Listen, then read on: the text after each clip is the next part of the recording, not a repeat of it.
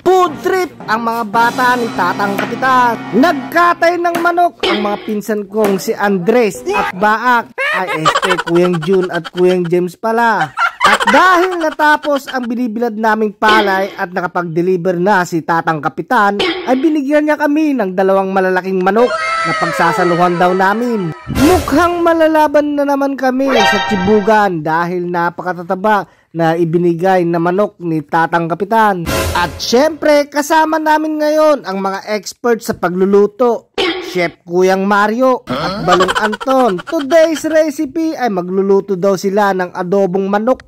Gusto ni Kuyang Mario ako daw ang magluluto, pero sabi ko sa kanya, magluluto lang ako gamit ang super kalan. Kuyang Mario, ikaw muna ang bahala dyan. Hindi nyo na itatanong, siya lagi ang tinatawag tuwing may handaan.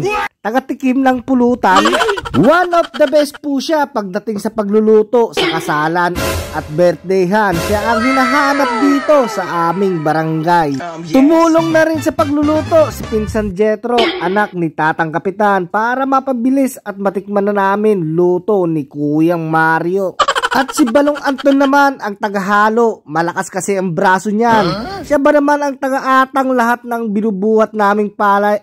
Ewan ko na lang. Tara na't samahan nyo kami panoorin ang pagluluto ni Kuyang Mario at Balong Anton sa kanilang special na reseping adobong manok na bigay ni Tatang Kapitan.